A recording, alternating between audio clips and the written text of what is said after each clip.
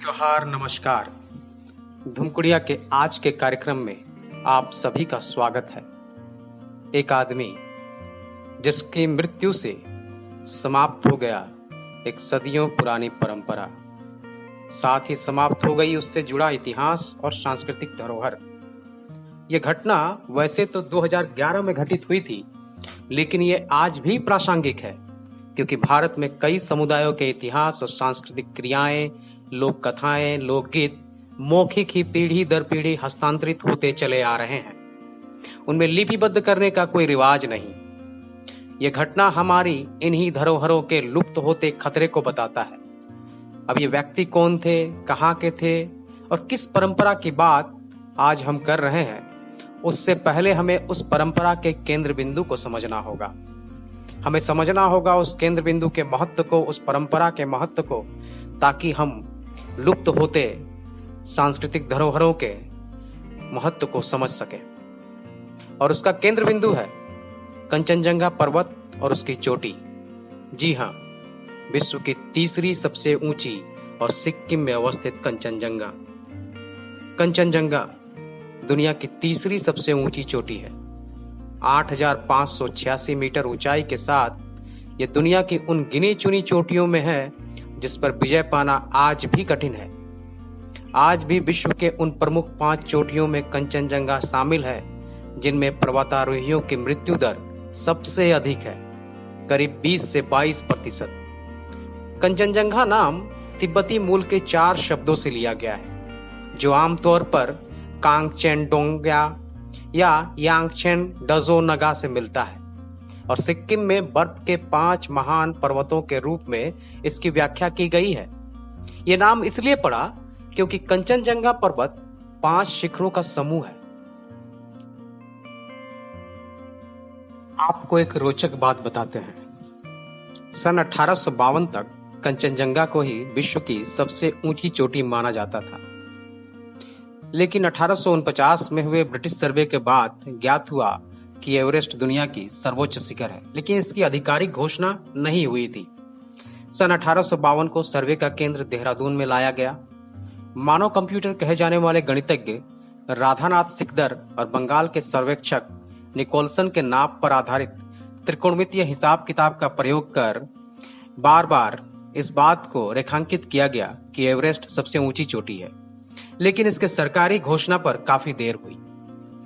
Surveyor general of India Andrew Scott Waugh ने काफी सोच विचार कर 1856 में आधिकारिक तौर पर एवरेस्ट के सबसे ऊंची चोटी होने की घोषणा की। कंचनजंगा पर्वत के बारे कई किंवदंतियां भी हैं। कहा जाता है कि इस पर्वत की रक्षा एक यति करता है। लामाओं के अनुसार कंचनजंगा की घाटियों में बेउल या छिपी हुई पवित्र भूमि है। ऐसा भी कहा जाता है कि तिब्बती लामा तुंगसुलुक लिम्पा ने 1962 में इस गुप्त घाटी को देखा था। इस पर्वत की चोटी पर चढ़ने को अधिक प्रोत्साहन नहीं मिला। लोगों की रुचि उतनी नहीं रही जितनी एवरेस्ट या अन्य पर्वतों की चोटियों को लेकर है। इसके कई कारण हैं। इसका एक प्रमुख कारण इसका पवित्र होना और सिक्किम की अस्मिता से जुड़ा होना भी है। दूसरा कारण इसका खतरनाक चढ़ाई रास्ता और वातावरण है। बर्फीले तूफान, दुरहा निर्जन क्षेत्र, ऑक्सीजन की कमी और तीव्र ढाल से पर्वतारोहियों की मृत्यु आम बात है। विश्व के सबसे खतरनाक 5 पर्वत चोटियों में से इसे गिना जाता है।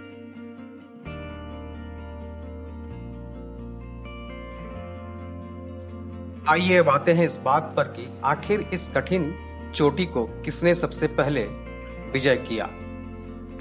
1955 में लंदन के रॉयल ज्योग्राफिकल सोसाइटी और अल्पाइन क्लब के संयुक्त मिशन के तहत चार्ल्स इवांस के नेतृत्व में ब्रिटिश अभियान के 2 सदस्य जो ब्राउन और जॉर्ज बैंड ने कंचनजंगा की चोटी पर सबसे पहले सफलता पाई, लेकिन तथापि वे शिखर तक नहीं पहुंचे।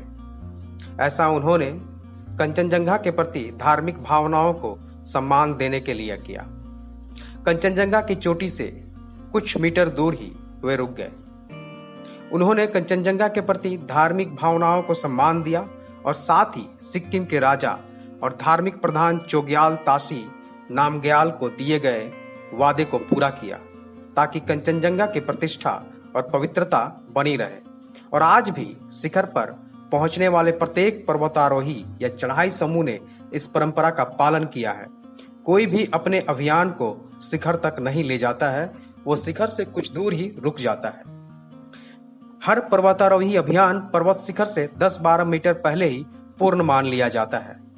कंचनजंगा सिक्किम के लेप्चा और भूटिया समुदाय के लोगों के लिए प्रमुख देवता और पूजनीय संरक्षक है।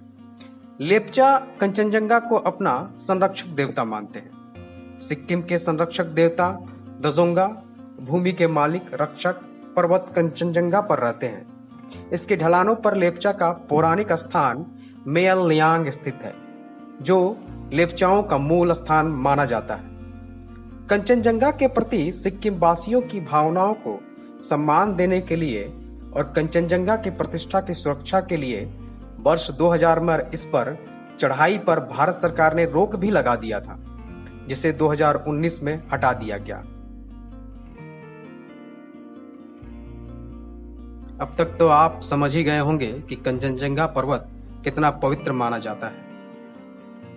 लेप्चा आदिवासियों का प्रवास का कोई इतिहास नहीं। वे कंचनजंगा के घाटी में स्थित मेयल लियांग को ही अपना मूल स्थान मानते हैं और इस कारण ही वे कंचनजंगा को अपना संरक्षक देव ही मानते हैं। उनके बीच में कंचनजंगा से संबंधित एक प्रमुख अनुष्ठान काफी प्रचलित और भव्य था। वह अनुष्ठान था कोंगचेन। कोंगचेन अनुष्ठान के अंतिम पुजारी संदुप तासो 2011 में नहीं रहे। मुख्य संरक्षक के रूप में कंचनजंगा की पूजा का प्रचलन सदियों से लेप्चा आदिवासियों में चलता आ रहा था। बौद्ध और ईसाई धर्म अपनाने के बाद भी कंचनजंगा की पूजा उनके मूल प्राचीनता को चिन्हित करती रही। उनके धार्मिक अनुष्ठान मौखिक रूप से पीढ़ी दर पीढ़ी पुजारियों के पास हस्तांतरित होते आ रहे थे, लेकिन मुख्य पुजारी संदुप तासो की मृत्यु के साथ ही यह रस्म हमेशा के लिए समाप्त हो गई। उनकी महत्वपूर्णता इतनी अधिक थी कि वे पहले पुजारी के वंशज माने जाते थे। लेप्चा आदिवासियों में पहले पुजारी के वंशज, लेकिन वे अपनी परंपरा को अपने बेटे और पोते को हस्तांतरित नहीं कर सके। महत्वपूर्ण बात यह थी कि कंचनजंगा देवता से संबंधित लेप्चाओं का ये सबसे विशिष्ट समारोह था। उनके मृत्यु के साथ ही अनुष्ठान की प्रक्रिया के साथ ही उनके इतिहास का एक अंश हमेशा के लिए खो गया। संदुप तासो लेप्चा आदिवासियों के कंचनजंगा के विशेष अनुष्ठान के अंतिम शमन थे और कंचनजंगा के प्रति सम्मान के लिए कोंगचेन अनुष्ठान करने वाले एकमात्र और अंतिम पुजारी रहे।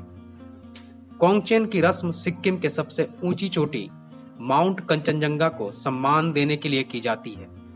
अफसोस की बात है कि संदुप तासो के उत्तराधिकारी नियुक्त नहीं किए जा सके। उनके पुत्र ने उनके कार्य को नहीं अपनाने का फैसला किया, न ही उन्होंने किसी और को वारिस बनाया। संदुप तासो ने भी 1970 के दशक के बाद इस प्रमुख अनुष्ठान को कुछ बार ही आयोजित किया था। इस तरह एक हिस्सा ज्ञान और इतिहास का हमेशा के लिए खो गया। चूंकि यह अनुष्ठान काफी पवित्र और लेप्चा समूह के बीच होते थे, इनको सहेजना मुश्किल था। धार्मिक अनुष्ठानों में समुदाय से अलग बाहरी लोगों पर रोक कोई नई बात नहीं थी।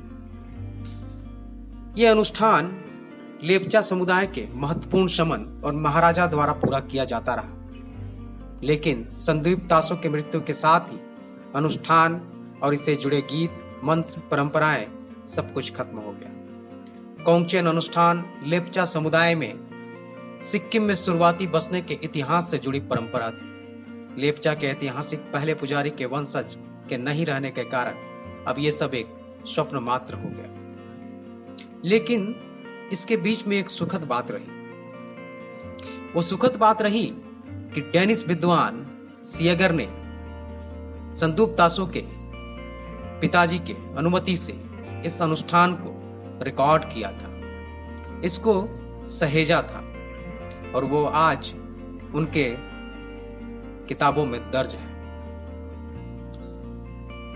एक डेनिश विद्वान हाफडन सीजर, इन्होंने इस विशेष और मुख्य अनुष्ठान की प्रक्रिया और गीतों को रिकॉर्ड करने की अनुमति संदुप तासो के पिता से ली थी, जिसके कारण इस अनुष्ठान को लेखों में सुरक्षित किया जा सका है सियगर एकमात्र विद्वान है जिन्होंने कॉन्गचेन अनुष्ठान का सटीक और विस्तार पूर्वक वर्णन किया है, जबकि कुछ अन्य विद्वानों ने इस अनुष्ठान के महत्व का उल्लेख किया है। सियगर ने पहली बार 1950 के दशक में प्रकाशित एक पेपर में कॉन्गचेन अनुष्ठान का वर्णन किया और 1967 में इस पर एक विस्तृत अध्ययन प्रकाशित किया। तथापि आज तक इस अनुष्ठान का पूर्ण विवरण और व्याख्या अप्रकाशित है। हमारी परंपराएं इसी तरह से खत्म होती है और इसी तरह कुछ अवशेषों के माध्यम से जिंदा भी रहती है। मौखिक परंपराओं में जिंदा होने के इतिहास, लोक कथा, गीत और लोक कलाओं के खत्म होने के कगार कई तरह से दिखते हैं।